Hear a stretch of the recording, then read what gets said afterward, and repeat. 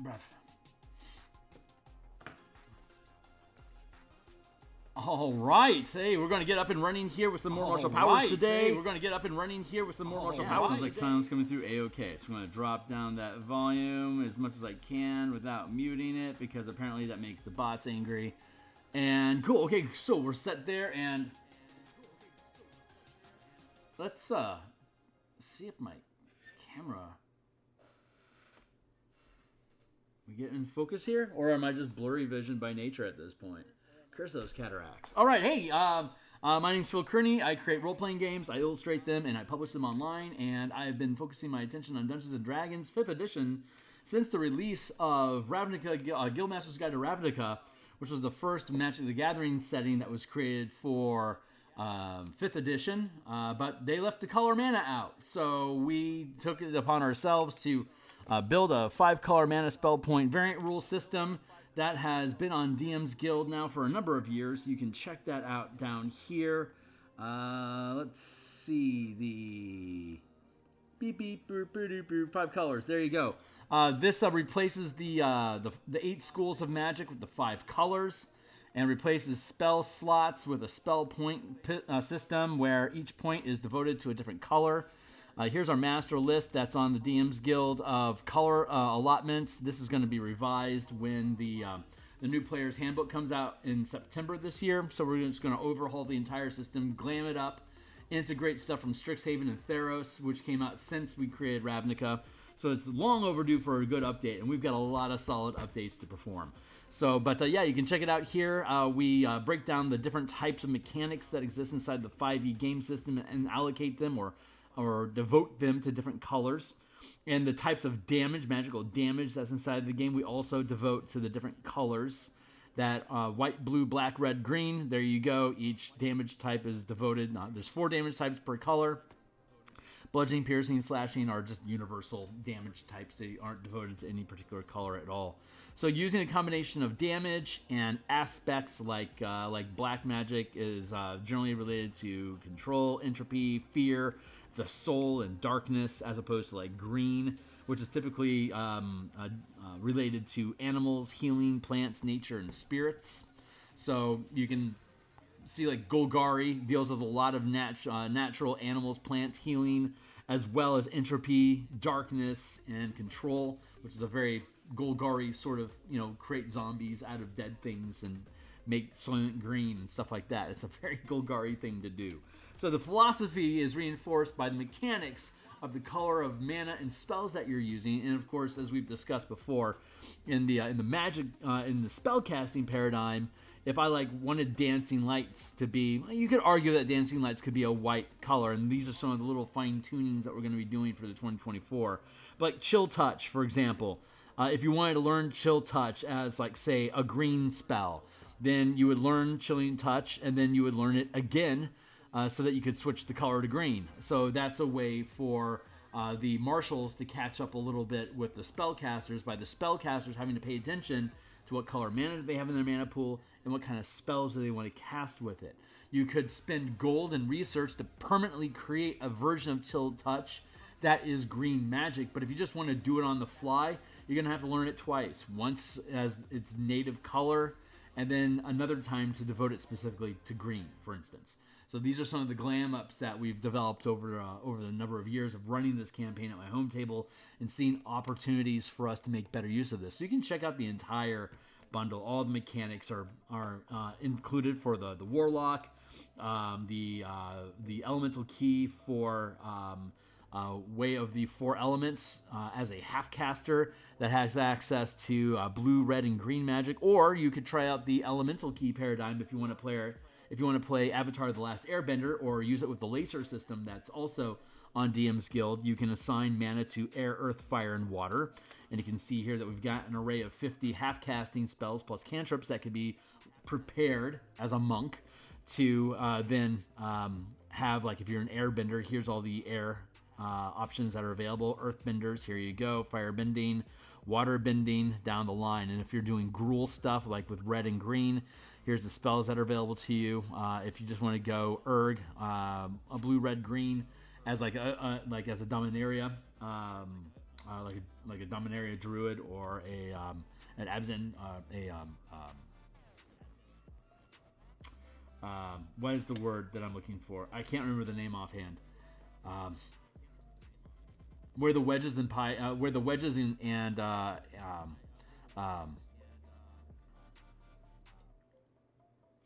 wedges and slices of mana triads came from.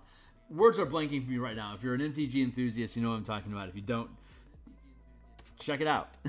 A Dice Try on YouTube has a lot of information about color philosophy. But regardless, that's all good for spellcasters, but it kind of leaves out the martial characters like the barbarian, fighter, rogue, and then the paladin and the ranger also have their spells, but are limited.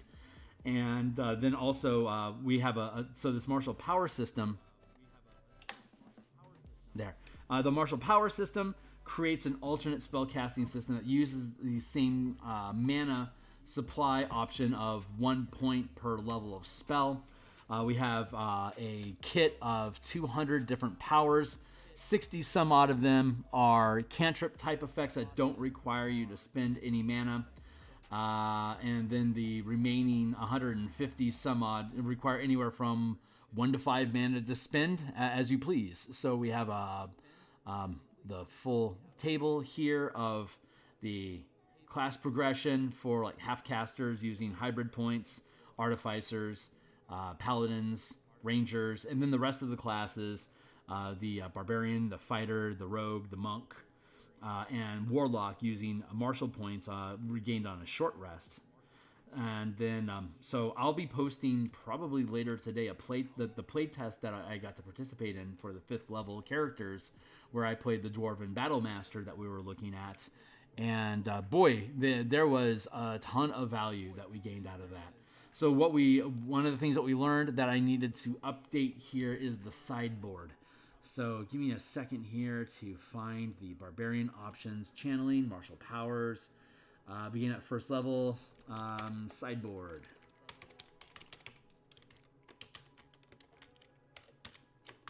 In addition, when preparing spells,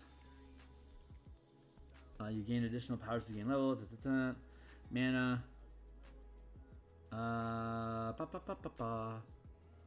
Chilling DC.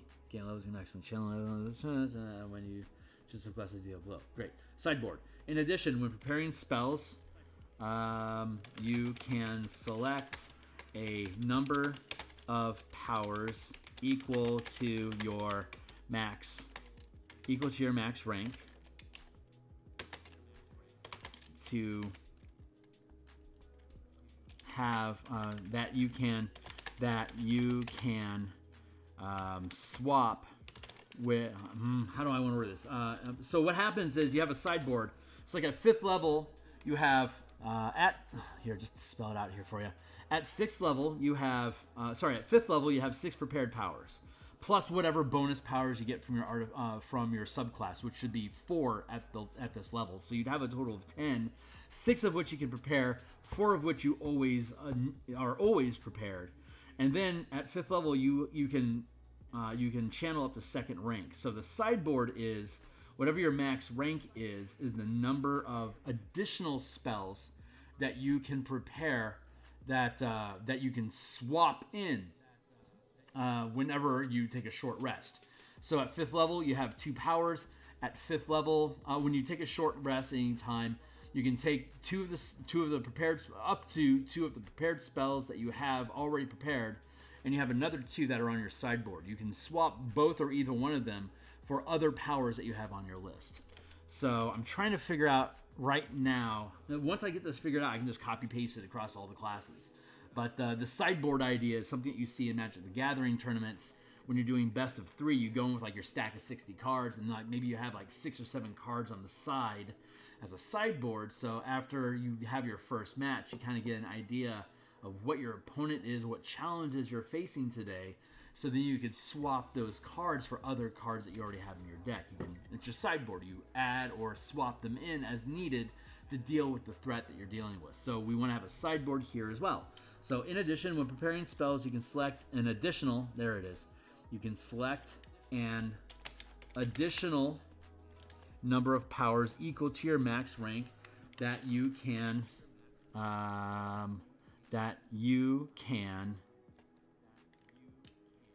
let's see. In addition, when preparing spells that you can while preparing spells after a long rest, you can select an additional number of powers equal to your max rank that can be kept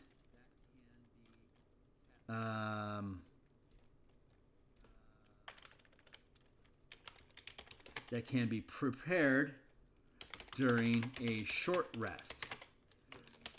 When preparing a sideboard power,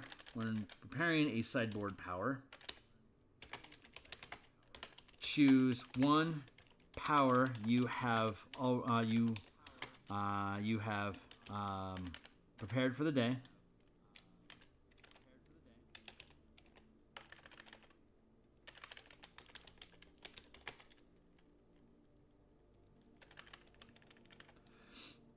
Choose one power. When preparing a sideboard power, choose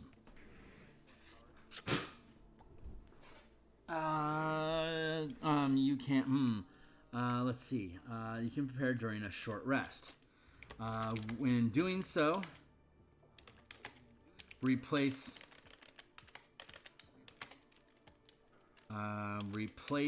any currently prepared spells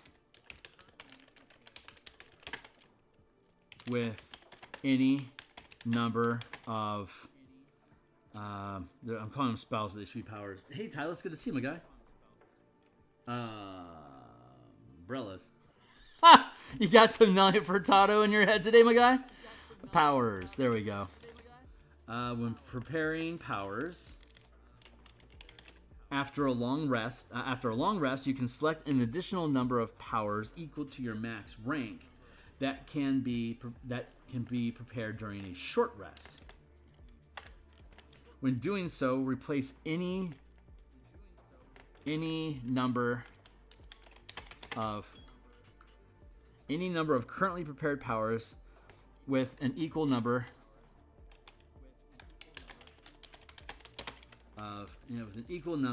of powers listed on your sideboard.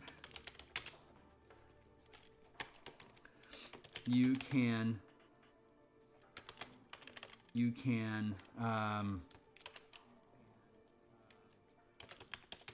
change any number of powers. You can swap powers this way anytime you finish a short rest. Yeah, man. It's good to see you. Glad you're here. Yeah, I'm doing okay on time.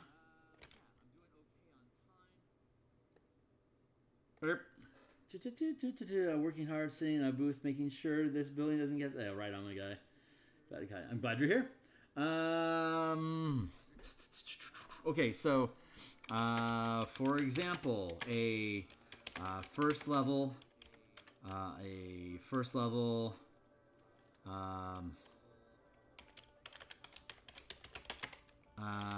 can prepare 2 powers, and a first level barbarian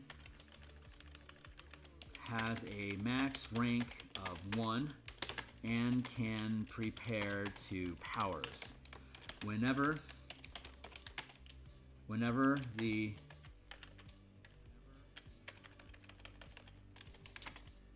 so you can select a total of 3 powers. 2 are prepared and ready to use when you finish a long rest. The third is kept on your sideboard. When you finish a So you can select a total of 3 powers.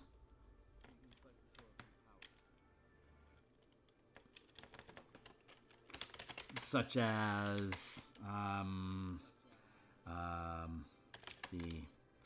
ambush,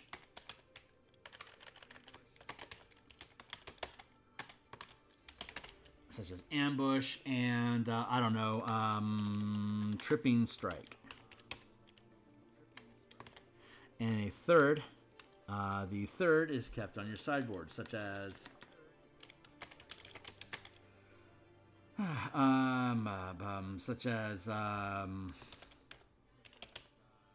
Rogue's Stance.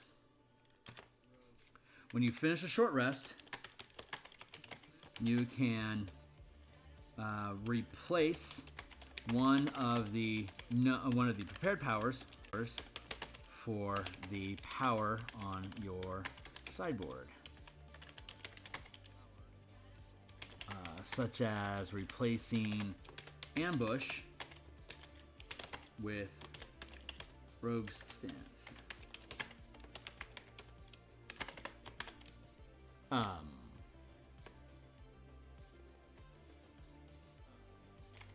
With Rogue's Stance.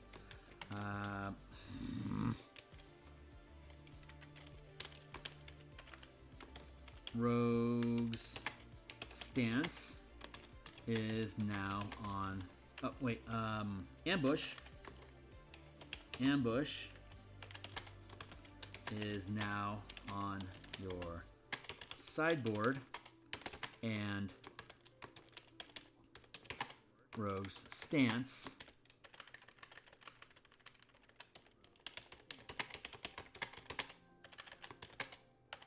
is prepared. If you finish another short rest, you can add ambush back onto your list of prepared spells, powers. That's how tired I am. Your list of prepared powers, placing either Rogue's Stance or Tripping Strike to your sideboard when you do. That's a little bit wordy, but I felt it was necessary to spell that out.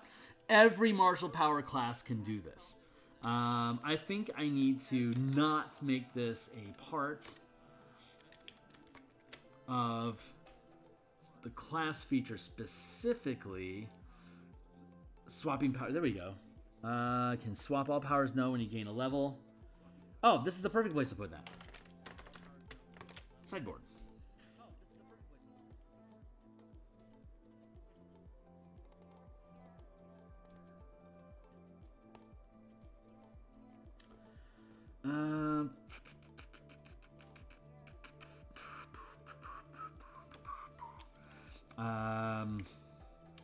Powers gained.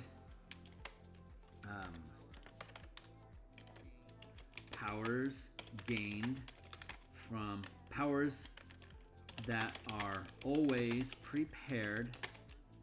Powers gained from a subclass that are always prepared cannot be swapped this way. Hybrid casters like paladins and artificers, paladins and rangers can select spells or powers for the sideboard as well as powers. Can select spells for the sideboard as well as powers. Period.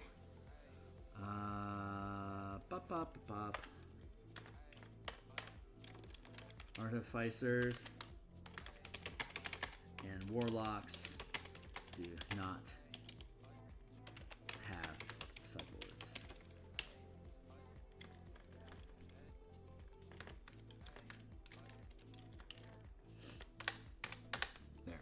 there's your rules. Artificer and Warlock only dip a little bit into martial powers. They're primarily spellcasters by design. So while the martial hybrids, paladin and ranger, it's kind of hard to say what the fuck they're supposed to be.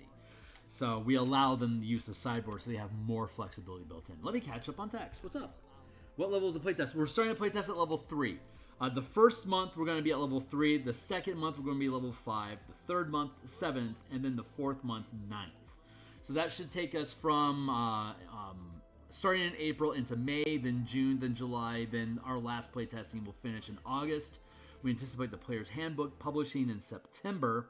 So once we get through all the playtesting, we'll then be able to see what changes are actually made to the classes for us to update our mechanical options, our optional class features for channeling, and then be able to publish the book potentially in November or December, possibly January, but not too far ahead on the road. But yeah, third level is where we're starting at. You always you'll choose a Ravnica background. We have the Ravnica backgrounds all built out. Bleep, bleep. Power gear. Here's your down here the Ravnica guilds. Here's the here are the replacements. You gain cantrips, and then you gain a slew of powers. And this is when you whenever you attain a rank of power. So like at first level, you gain your first rank of power. Like a first level fighter gets a first rank of power, right? So whenever you take your first level of fighter, or whatever class it is you're going with, then these are the powers that you would gain. And cantrips, and then at second level, third level, cantrips again at first level as well. So whenever first rank, second rank, third rank, fourth rank, and then when you gain your fifth rank of power, these are the powers that the Azorius Guild gets. So whichever one you decide to go with, I should probably note here, bonus powers, white and blue.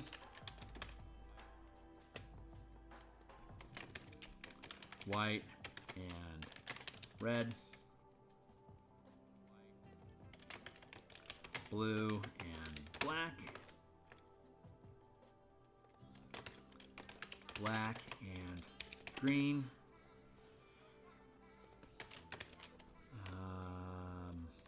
Red and green.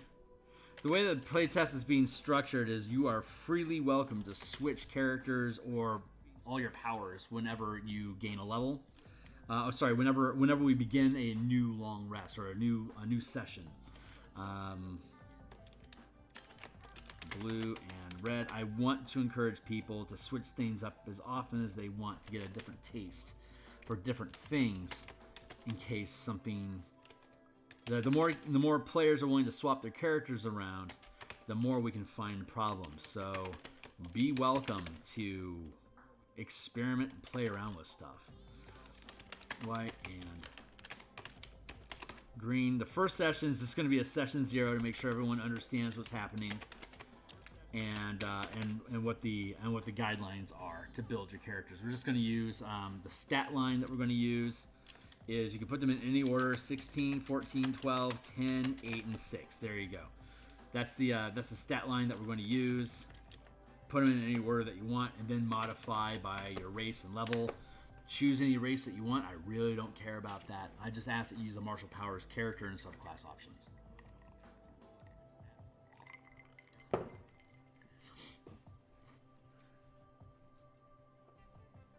But can rogues steal me? No. No, they cannot.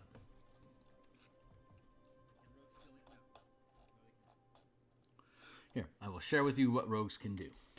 It's all in the book. So when you jump into the document yourself, you can just scroll down to the rogue to see the features that they get.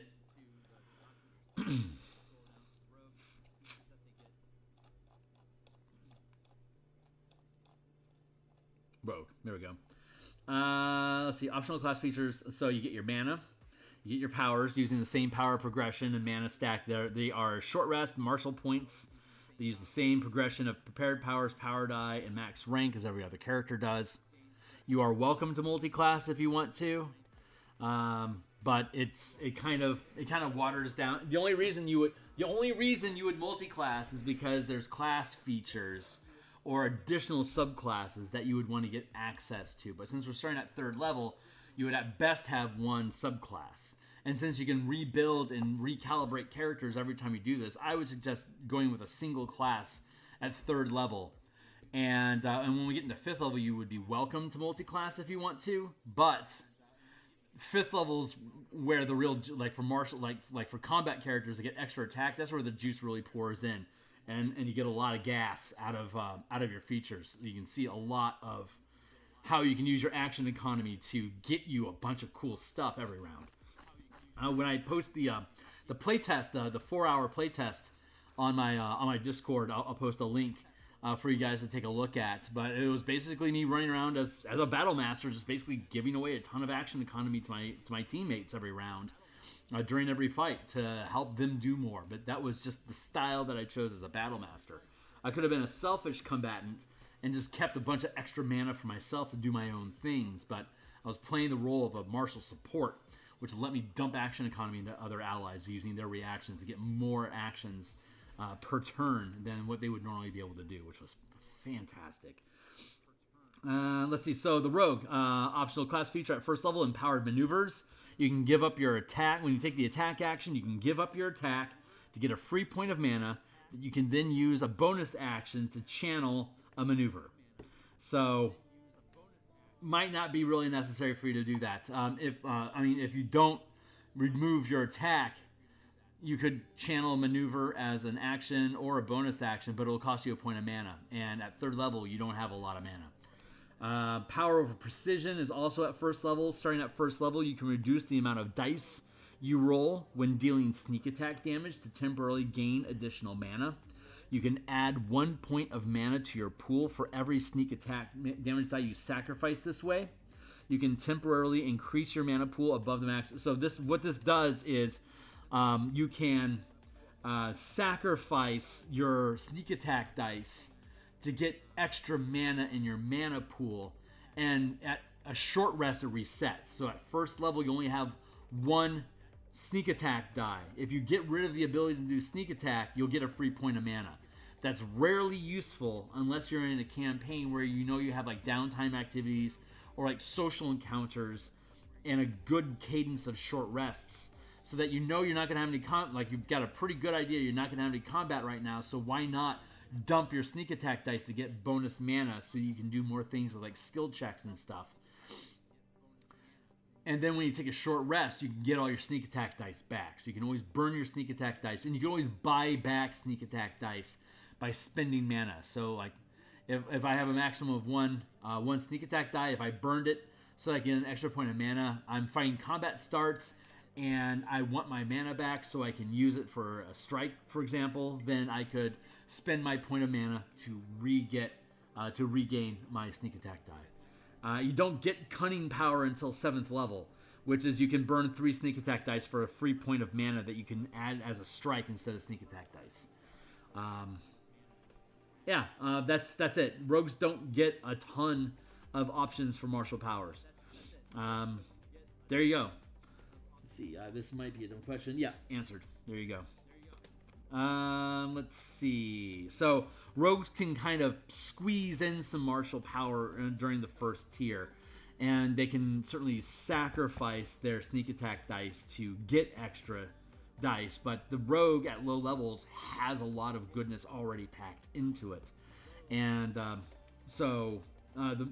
thought process there was, as a rogue, you're not specializing in combat, you're specializing more towards exploration, or the word I'm looking for is exploration and social pillars. Thank you, pillars of adventure. There you go.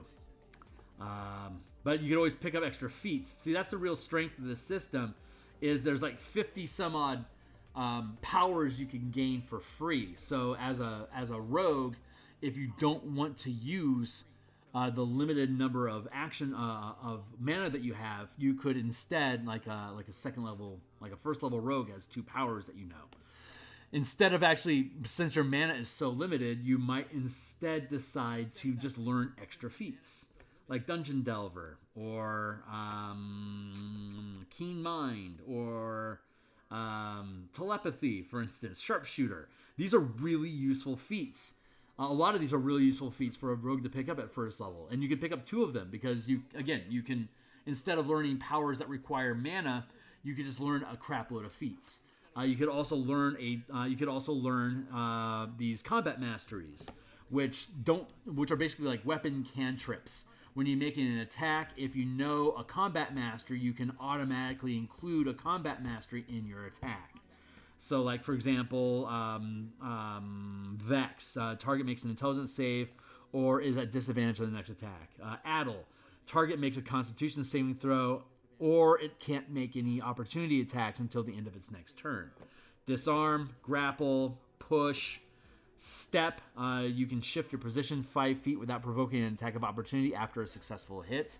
If you have a character that has multiple attacks per round, hit, shift, but you're not dealing any extra damage, but you are allowing yourself to reposition as additional movement for free. So like you could hit and then move out of an attack of opportunity range. And like if you're using ranged attacks, that's a really useful way to strafe opponents, to get yourself out of being crowded. You can start taking shots to pop people, and when you can shift your position without provoking an opportunity attack after a successful hit. So if you're a ranged weapon specialist, if you've got a bow going, you've got a couple brutes on you, you can take a shot, take a 5-foot step to get away from them out of their opportunity range so that you could use your attacks and then you could turn and run once you get outside of reach. That's a really useful rogue and monk thing to keep. Straggle, reduce their damage by half, so you could pop them with a provoke opportunity. And then you could hit them with Straggle. Like if you learn both Step and Straggle, you could hit them to knock them off guard for 5 to get 5 feet away, and then Straggle with another attack to have their move speed. If you had 2 attacks in a round, if you did. Rogues don't often have that, so Straggle is useful or Step, but you probably wouldn't be using both of them at first level unless you took the bonus attack, the bonus attack, which is a power that'll cost you 1 mana. Okay, here's an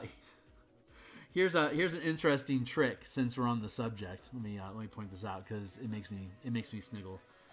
Let's go up to it. First rank. Okay, so we already know that you can a rogue at first level can sacrifice an attack to get a free point of mana that they can then spend as a bonus action. So what you can do if you wanted to, let's see. Let me find it. Maneuvers. Bonus attack. Okay, so it's a maneuver, right? Bonus attack. Make an attack with a weapon you're holding, or you can draw a weapon as part of the attack. Make the attack with advantage. So a rogue could pick up bonus attack, sacrifice your attack action to get a free point of mana that you then spend on a maneuver that you can use a bonus attack to make an attack as your bonus action with advantage, so you can trigger a sneak attack. Once you get to 7th level, you could then use that sneak attack to sacrifice your dice to trigger a strike effect if you wanted to. Or, as a bonus attack, you made the attack, you can now use one of the combat masteries to, like, again, use Step or Straggle, but you've already eaten your action and your bonus action. But you can basically, with the bonus attack maneuver, you can always give yourself advantage on an attack roll, so you can always trigger sneak attack when you want it. So it eats up your action economy to do so, but it comes in handy if you want it. So it's just a neat little quality of life thing. I think at low levels for a rogue, the feats are what are really strong. That gives you a lot of muscle for what you're doing. And there are damage types that you can pick up at first level: acid, cold, fire, lightning, or poison. That can come in handy very situationally. But most often, I think feats are going to be where it's at. And here's suggestions for damage types based on the color element that you're using. At first level, like if you're using white, you'd pick up cold. Blue could pick up cold or lightning. Black would pick up acid. Red could pick up fire or lightning. And green could pick up poison or lightning. And once we get into 5th level playtesting, like Azorius, for instance, is white and blue. So initially you could have cold or lightning damage, or you could learn them both if you wanted to. At 5th level you could have cold, radiant, psychic, or lightning damage, but you'd spend points to learn these things. Let's see. I think I'm happy with that language revision. Up top.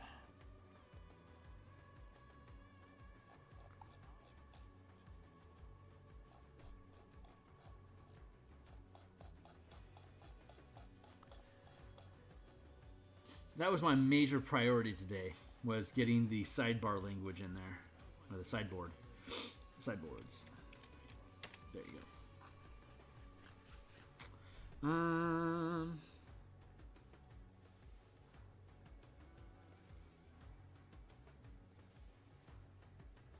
I guess we could just go with standard array. What is that? 15, 14, 13, 10, 9, 15, 15, 13, 12, 11, 10, 9. I think that's the array.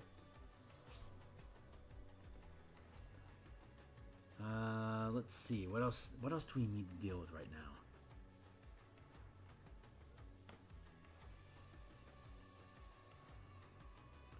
I think I'm pretty happy with these.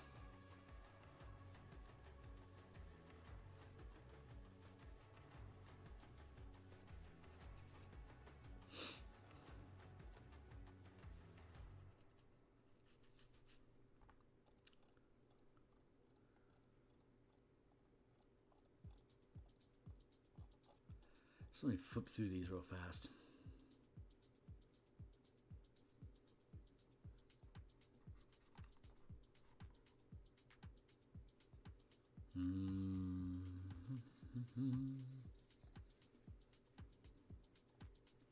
Okay, let's go down into our list of powers. I think right now I'm going to look for sloppiness. Yeah, get rid of haste. Go with celerity.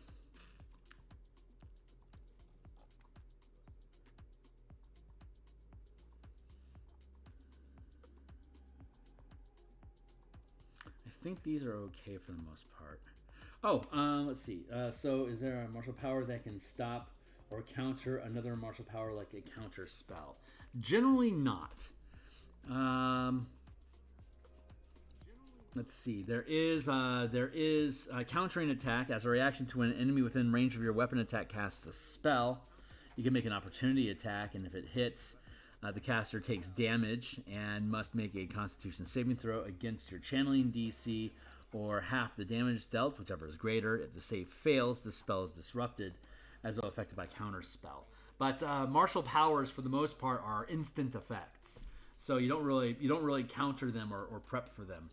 But spell casting is a little bit more obvious. So if someone is casting spells at you, we'll have to look at how 2024 actually updates actions with spell casting. It could just simply be as a reaction to when an enemy within range of your weapon attack uses the magic action. That might be a lot broader use of countering attack to shut down the effects.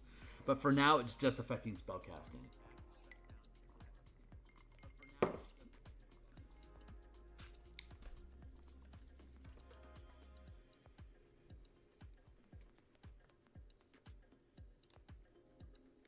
Cool. I'll make sure that if I'm using spell-like abilities and stuff, that the monsters are actually casting spells instead of cheesing out until we see how they change the magic item, the magic action with creatures and players. I suspect we're going to go with whenever you use the magic action. I think that's going to be we'll have to see how they handle it, but I suspect, since it's a second rank power, so it's going to cost you 2 mana every time you use it. Although you could buy it down using efficient power, the efficient power feat, you could buy that down to only costing 1 mana, which could be potentially heavily abusable, but it uses up an opportunity attack to use it. So that is worth noting. Maybe we need to make a quick list here of opportunity attacks. So let's grab this This is something I was considering, whether I needed to make a separate list of reactions versus opportunity attacks as like a subsection. I think that has value. As a reaction. Deflection is an opportunity attack. Yeah, because I could reword these things. So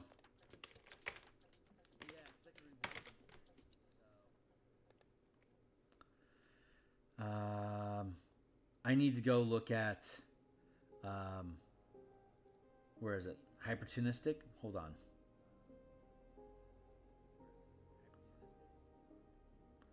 I think that's a sustained effect. Hold on. Is it third rank? No, it's second.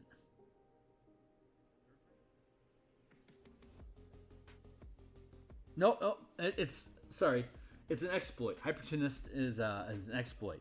However, opportunist is a second rank sustained power, so you have to be 5th level or higher. While this power is sustained, when you make the attack action, you can forgo any number of attacks during your turn to gain an equal number of additional opportunity attacks, limited to 1 per turn, including your own, that can be used before your next turn. So there's a high risk reward there that you might not need that many opportunity attacks. But if we go to the exploit Hypertunistic, which is second rank, when you make an opportunity attack, let's see. When you make an opportunity attack, you can attack the same creature twice. You make an opportunity attack. I want to reword that. Hypertunistic. When you make an opportunity attack, you can instead make 2. When you make an opportunity attack, yeah, you can attack twice. You can attack the same creature twice.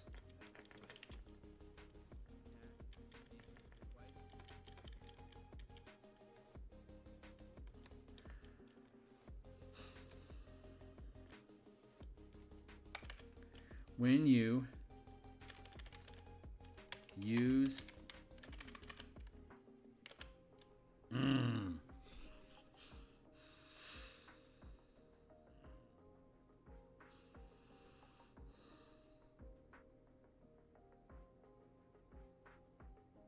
it's third rank. When you use, there's a difference between reactions and opportunity attacks. Opportunity attacks is a type of reaction that allows you to attack a target under triggering circumstances. Hypertunistic, currently, as it reads, you can attack the same creature twice when you make an attack. When you make an opportunity attack, but there are all these different reactions that I'm about to start listing off as their own OAs. They don't necessarily make opportunity. They don't necessarily attack a target. There's opportunities when you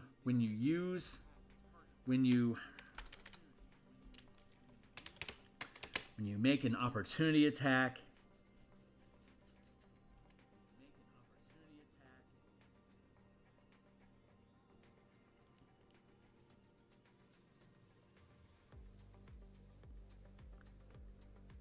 You can attack the same creature. No, I think I'm going to leave that be, but I think I want to change up the language a little bit.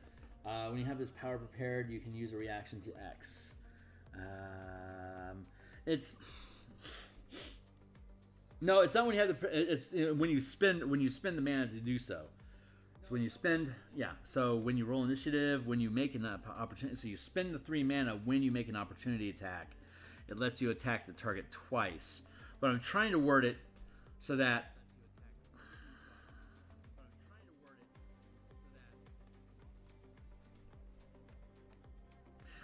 Right now, I'm considering whether I need to change the language for all the. Tell you what, why don't I leave that be for now? Let's go back to the reactions and pluck all of the opportunity attack, all the different types of attack of OAs. that'll get us into in the proper, like deflection isn't an attack roll, but it's considered an opportunity attack in reaction to somebody's attack action. 4 things specifically like opportunist and hypertunistic was the intention there. Let's see what else there is though. You can make an opportunity attack and add 1 die. As a reaction to when an enemy you can see within range of your weapon attack becomes prone, you can make an opportunity attack and add 1 power die to the attack roll. That unto itself is considered an opportunity attack. Yeah, I need to reword that. This is good that we're doing this because I think we can tighten up the language here. Downtrodden. When you miss an attack roll, as a reaction to failing, blah. Feint. As a reaction to when you miss an attack roll, you can roll again. You know what? Feint should be an opportunity attack. Or should be considered an opportunity. I think that's what I want to do. Change it to just being an opportunity. This is considered an opportunity. That's not the right language. That's kind of what I want to do. I mean, considering an opportunity attack works fine. But again, we have opportunity attacks that don't actually make attacks, so that clashes with the hypertunistic option. If making an attack roll as an yeah, let's get these all listed out first, and then we'll figure it out. Here we go. This can replace an opportunity attack. That might be the best way to actually word this.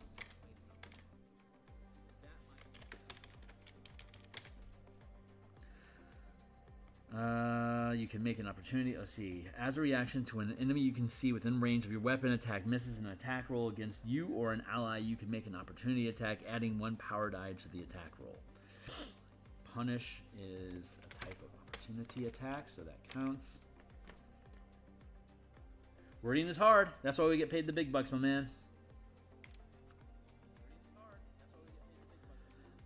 Make an opportunity attack. So countering attack is also considered an opportunity attack, but it costs mana to use it, as most things do.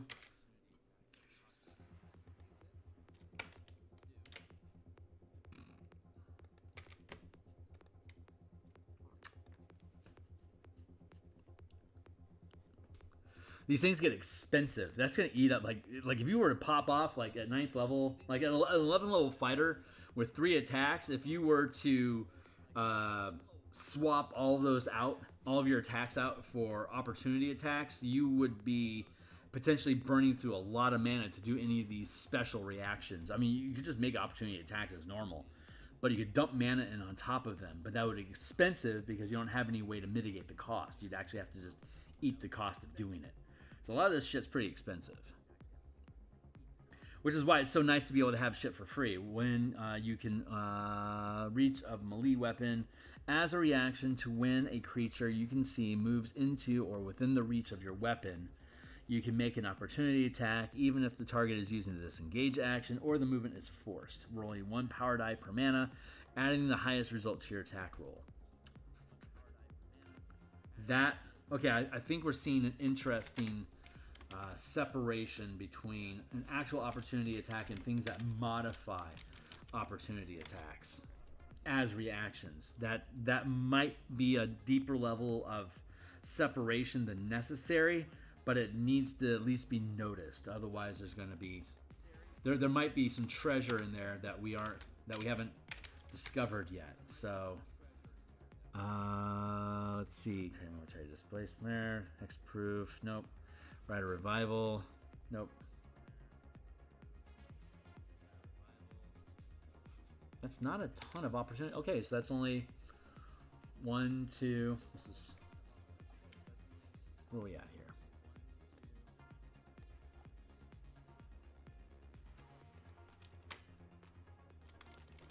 There, so it's 1, 2, 3, 4, 5, 6, 7, 8, 9. That's not a lot. It's good though. Question. So you have to see how things play in game. Yep. I've never used Step of the Wind as a monk, not once, but I know some people say it's the monk's best bread and butter. Man, certainly can be. It just depends on your style of game, which is really cool because you can build your own action economy and action loops inside of the system by the class features and powers that you choose.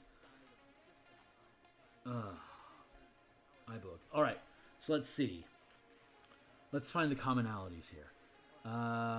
Deflection. I think I want to open this a little wider so I can drop this down a little more. Spread this out a bit more.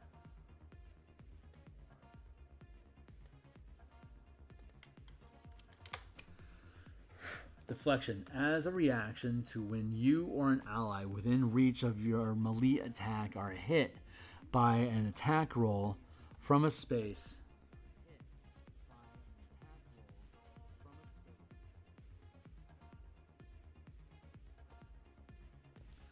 Let's try this. As an opportunity attack,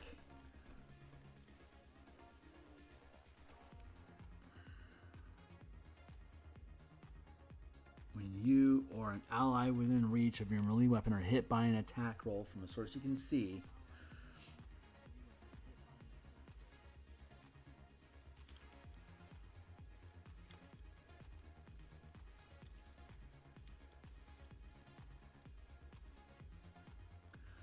maybe, as a reaction to when you or an ally within reach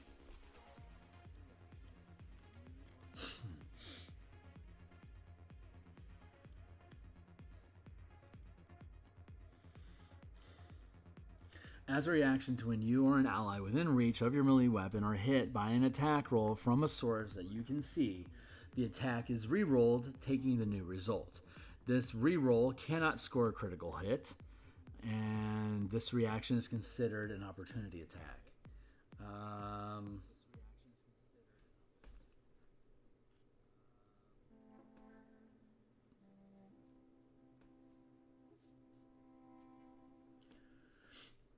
Is re-roll taking...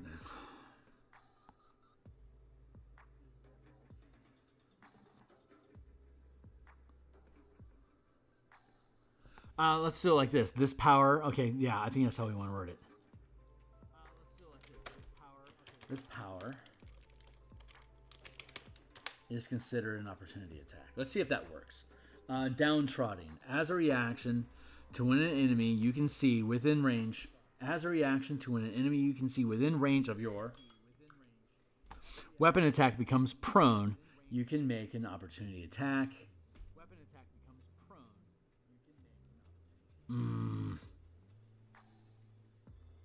As a reaction to when an enemy you can see within range of your weapon attack becomes prone, you can make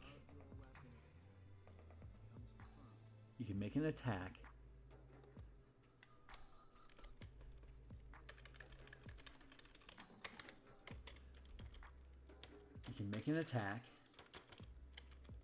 adding 1 power die to the attack roll.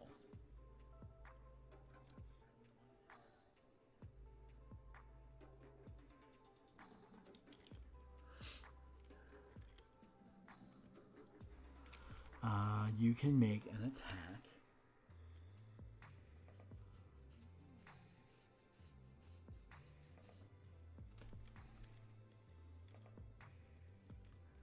adding 1 power die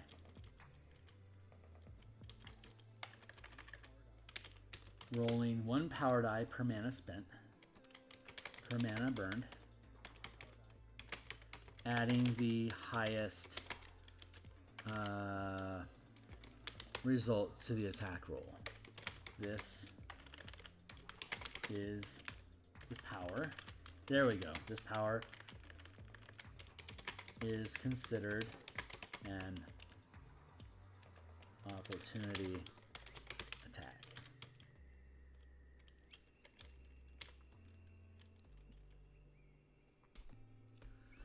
So you could use tripping attack. You could use your action.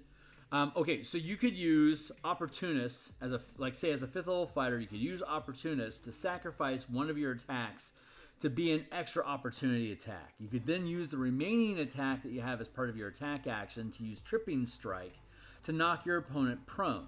When the opponent falls prone, you could then use your bonus opportunity attack to trigger downtrodden to deal to make an attack. And if you spend 1 power die, adding the result of that power die to your attack roll, you would then still have a reaction available during not your turn in case somebody else fell prone or otherwise triggers an opportunity attack for you.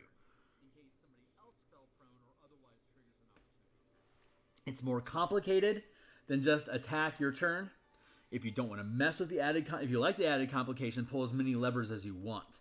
If you don't like the complexity, just go get a bunch of extra feats for free or extra damage types. That makes it super simple. As a reaction to when you miss an attack roll, you can roll again, potentially turning the miss into a hit. You can roll again, potentially turning the miss into a hit. This power is considered an opportunity attack. Again, triggering effects that let you, if you have multiple opportunity attacks during a turn, you could sequence and feint. You missed your attack, you could use an opportunity attack to trigger another attack again, adding, you can roll again, potentially turning the miss into a hit. There you go.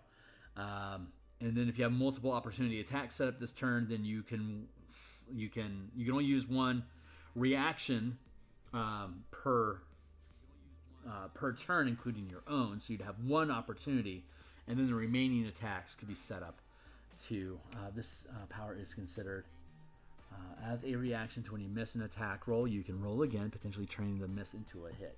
This power is considered an opportunity attack. Interpose. As a reaction to when an adjacent ally takes damage from a source you can see, you can take any portion of the damage and gain resistance to it.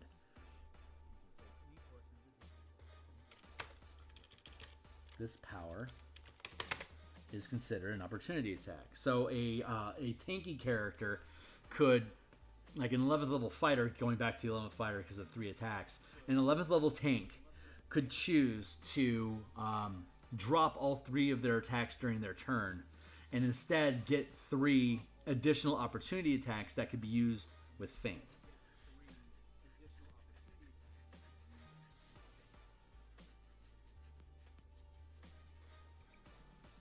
You can roll again, potentially turning the miss into a hit. Like interpose. Interpose would be the tanky character. There you go. You can try any portion. You can take any portion of damage and gain resistance to it. So you could tank the hell out of stuff for your team.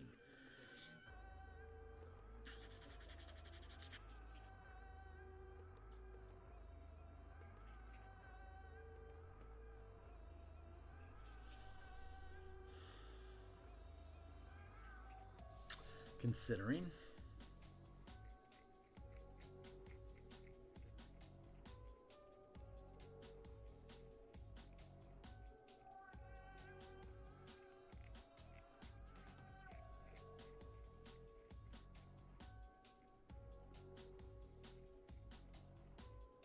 Considering my next move.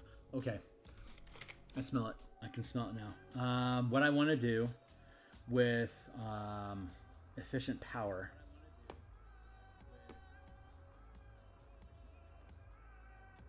Choose a power you have learned. Efficient power requires channeling class feature. Repeatable. Choose a power you have learned. Period. Reduce the rank and amount of mana to channel the power by 1 to a minimum of 0.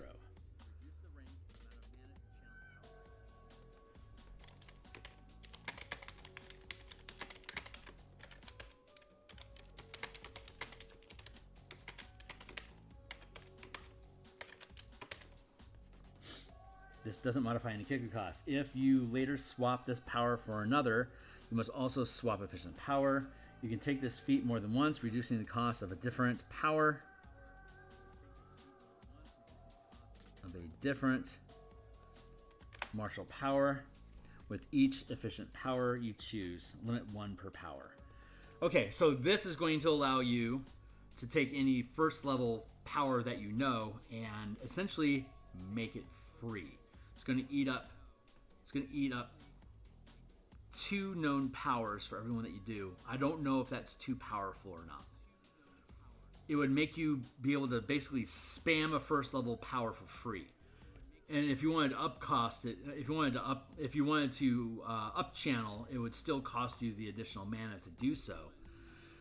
But this is a way that if you want to have a forever spammable something, like if you like that interpose reaction, you would effectively be able to always interpose for free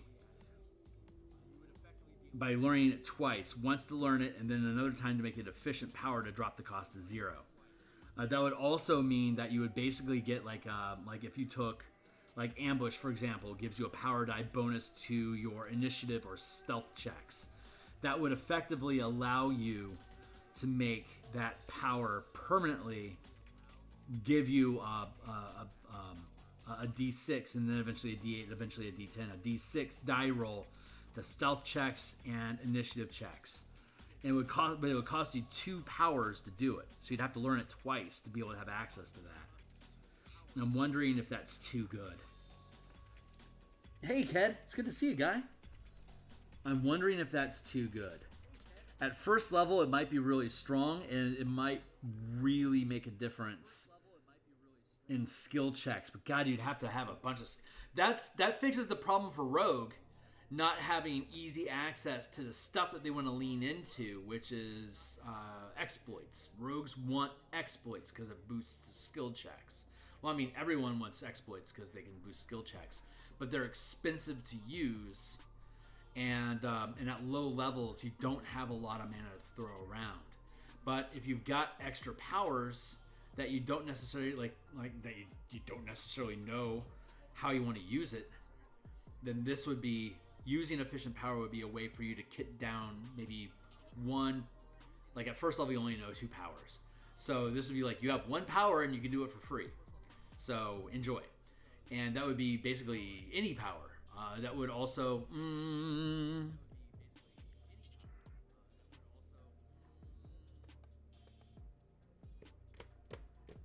Yeah, there we go. You can use this feat more than once. If using... efficient power to reduce a sustained power to 0 mana, the DC to sustain is 10.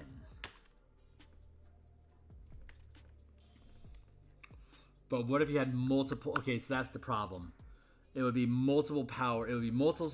You could have multiple sustained powers that you could all potentially drop down to 0.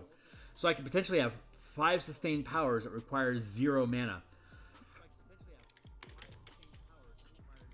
Choose a power. Choose a power you have learned.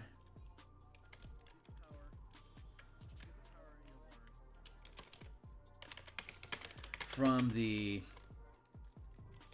exploit, maneuver,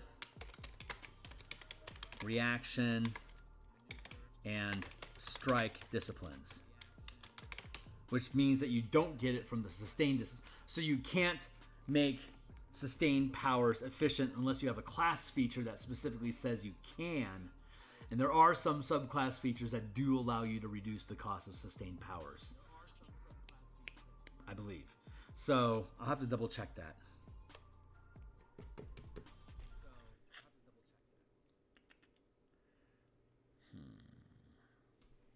If you use and there, does that mean that you get to choose one from each? Choose a power you have learned from... Oh, you're right.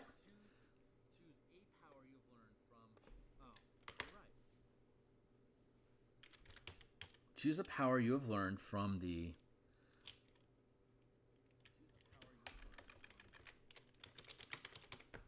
There. Choose a power you have prepared from the exploit, maneuver, reaction, or strike disciplines. Thank you, Ked. Reduce the rank and amount of mana to channel the power by 1 to a minimum of first rank power equals 0.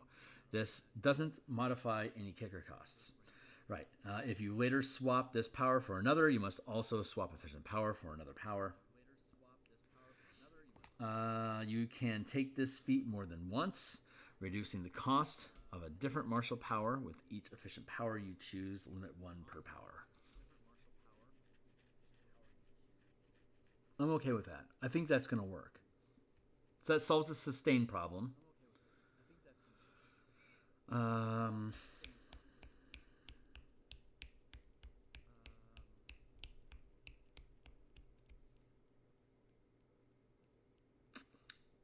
Like, for example, a rogue could take bonus attack and efficient power at first level, which would mean that using the efficient power to drop the cost to 0, you would always be able to make an attack as a bonus action with advantage. You would always be able to have sneak attack as a bonus attack. I'm honestly not that upset about it. It's eating your entire known budget to be able to do that at first level, and it's only an extra D6. I don't have a problem with that. At higher levels, still not a problem because the damage that sneak attack gets doesn't scale like crazy. So I think I'm okay with that. Yeah, I like that. But now we open up. If you want to be able to do something forever, you can do it forever. I am perfectly happy with that. Especially if you don't want to fuck around with mana and not have to worry about a resource, but you're willing to limit how many options you have to make it simple for you to use. I think that's another really great lever that you can pull. Yeah, I think the language is pretty clean. Thanks, Ked. Great catch. Yeah, because some people like pulling the levers on that stuff. Like I'll have the playtest that we did with Drunken Yoda, the 4-hour playtest we did at 5th level. I'll have that up later on today, and I got to play a Battle Master, and I just loved pulling the dials and being able to figure out like how much extra mana do I want to pull out by sacrificing my action economy, or when is it like depending on my positioning. The read of the room and what other characters are exhibiting they have the ability to do dictated which character I wanted to give bonus actions to by eating up my action economy without having to sacrifice my mana pool to do it. That was super fun to do. I love pulling those levers. But yeah, being able to just like drop cost to 0 so that they effectively become cantrips or any number of cantrips we already have, or just buying extra feats, that's a way to be able to keep things simple for people. All they have to do is know that if it's first level, if you learn it twice, it becomes 0. Do it as often as you want, as long as you have powers available. And you can do that with things that are permanently on your list. And you can do it as it's a feat, so you can learn it at 4, 8, 12, etc. instead of an ASI if you want. So yeah, I think I'm happy with all that shit. I'm glad we had this conversation. Thanks, guys. Parry. As a reaction to when another creature you can see damages you with a melee attack, roll 1 power die per mana burned, reducing the damage by the combined result, by the total result.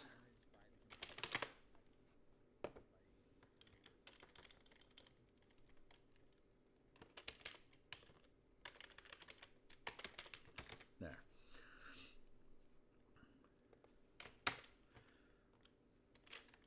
This power is considered an opportunity attack.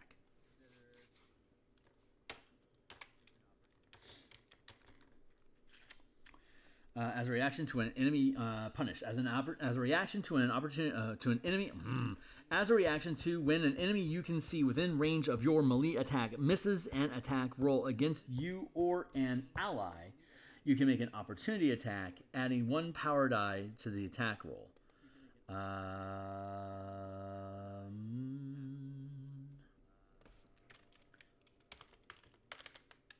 Rolling 1 power die per mana burned, adding the highest result to the attack roll.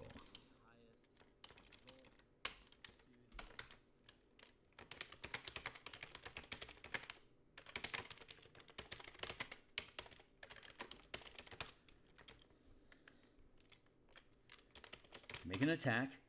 There.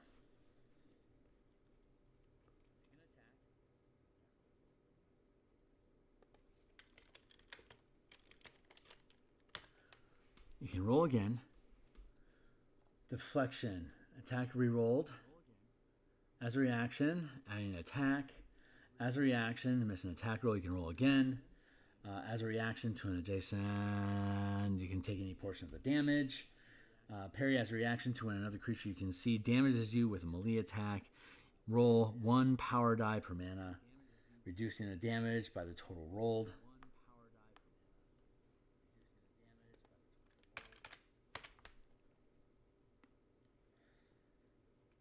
Punish. As a reaction to when an enemy you can see within range of your weapon attack misses an attack roll against you or an ally, you can make an attack, rolling 1 power die per mana burned, adding the highest result to the attack roll. This is considered an opportunity attack. I think that's the right way to word it. Make an attack. As a reaction, make an attack. As a reaction, make an attack. This is considered an opportunity attack. It might sound a little redundant, but there are things like for example, if you're using Sentinel, when a creature moves within reach of your weapon, the Sentinel feat allows you to make an opportunity attack. So if an enemy is moving within reach of me and I have the Sentinel feat, I could use, let's see, using range, a weapon attack misses.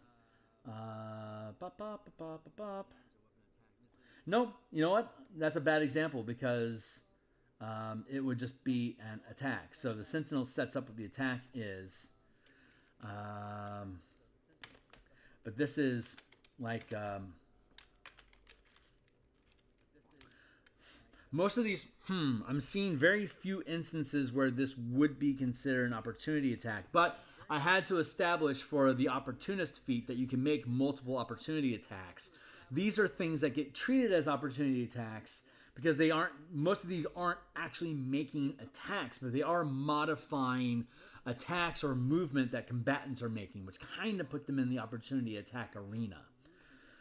Which is why I'm calling them out that way, because I have features that allow you to make extra opportunity attacks. But I don't want to have something that's like you can make 5 reactions this turn, because that's like 5 counter magics.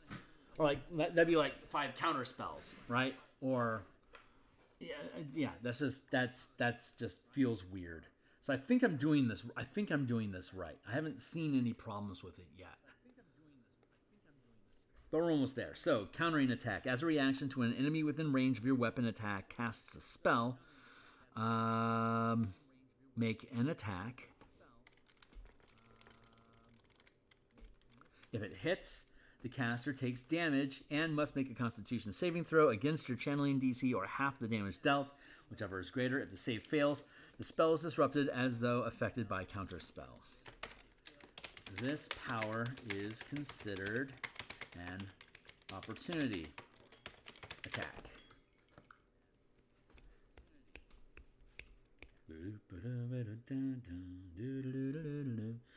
Moving target. As a reaction to when a creature you can see moves into or within the reach of a melee weapon, you can make an attack.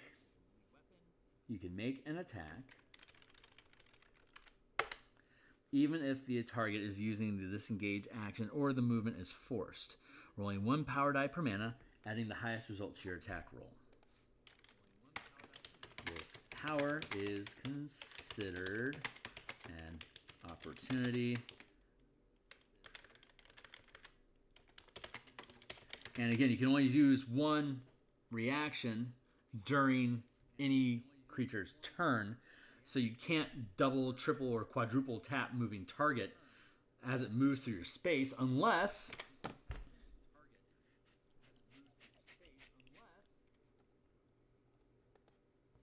Where'd you go?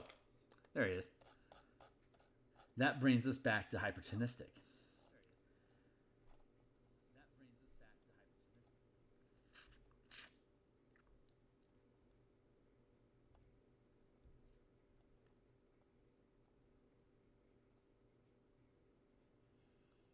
That's an exploit.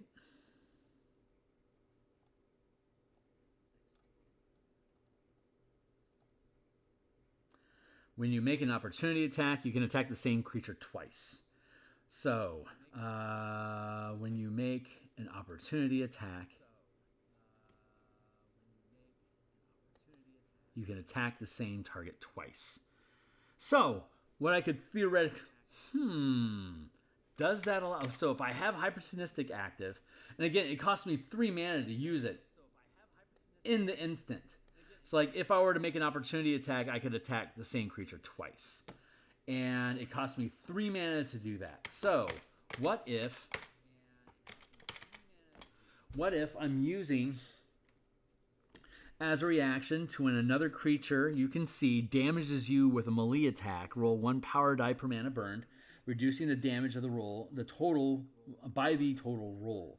This power is considered an opportunity attack. So if I got attacked, I then use my reaction to parry. The parry is going to cost me 1 point, unless I've bought it down to be 0 points. But it's an opportunity attack. So when you make an opportunity attack, you can attack the same creature twice. You can make an extra attack against the same creature. That, I think, solves that problem. If I got attacked, I trigger parry as my reaction. It's considered an opportunity attack. When you make an opportunity attack, you can make an extra attack against the same creature. So I get hit by an attack. I could then spend, without any reductions, I could spend a point to parry the attack, potentially reducing the damage to 0 as my opportunity attack, and then I could spend another 3 points for hypertonistic to make an extra attack against that same creature. So I could parry the attack and damage the creature, but it would cost me a whopping 4 fucking mana to do it. Or I could buy down the cost of parry to 0, so I'd always be able to roll 1 power die for 0 mana, and I could buy down hypertonistic with efficient power by 1 mana, so that I could drop the cost to 2. So I could have hypertonistic and parry active for 2 mana. Anytime somebody attacks me, I could attempt to neutralize the damage, and I can attack them in response. That's real techie. That's a lot of levers being pulled. By like 14th, 15th level, this is something you could do regularly because of the amount of mana that you have available. And it could be a really cool action sequence where like you're goading an opponent. So like if you're, not goad, it's the advanced form of it. Hold on. The advanced form is...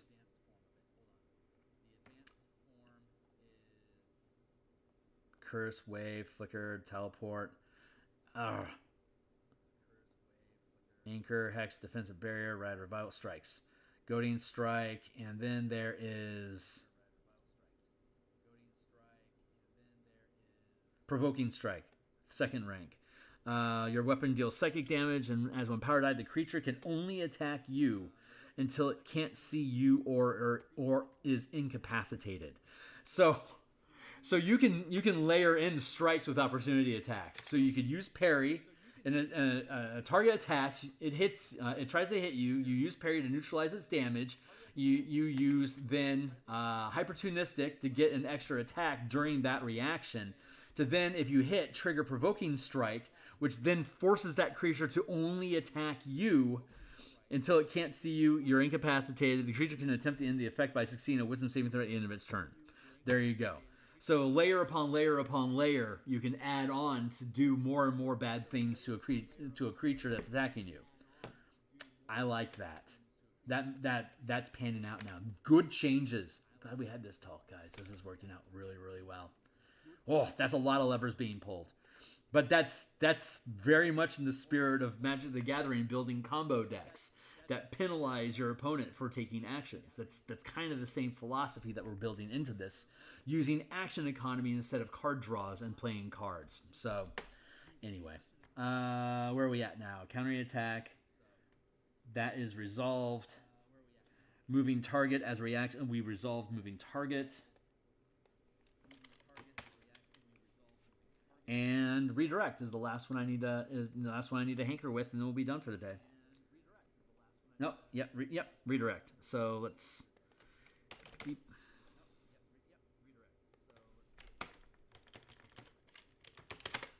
Redirect as a reaction to when a creature you can see hits another creature with an attack. You can redirect the attack using the same attack roll to target another creature you can see within reach of that attack. This power is considered an opportunity attack. There you go.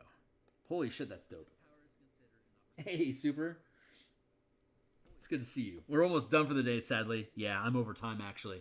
All right, so that's my stack of shit. Let me reintegrate this back into the document.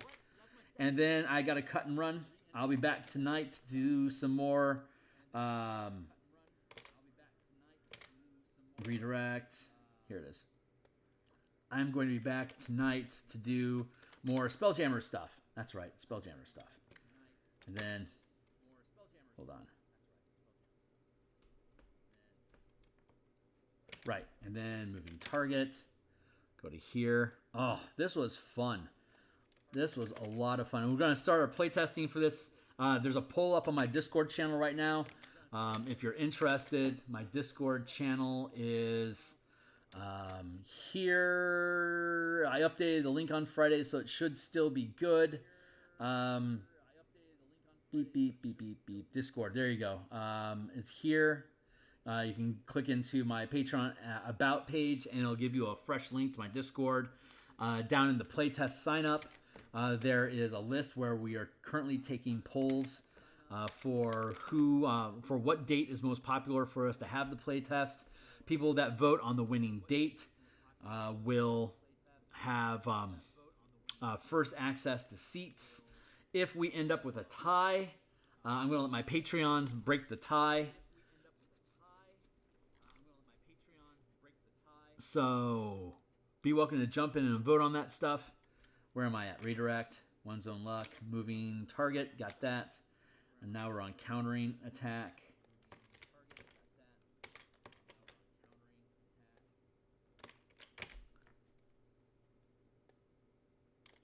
Here, and we're almost done. Punish.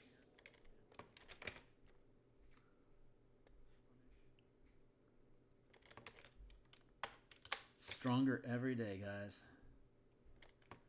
Parry. I think this resolves all the issues I had with the opportunity attack stuff. But we'll see. We'll play test it and see if there's anything that's broken, which is why we play test stuff. Interpose. And I'll have the 5th level playtest video. It's real rough. It's a real rough video. But it's there. So you'll at least be able to see the decision making and how the action economy was resolved.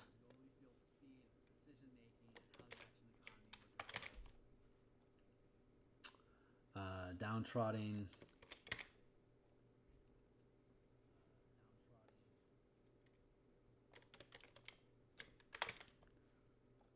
And deflection.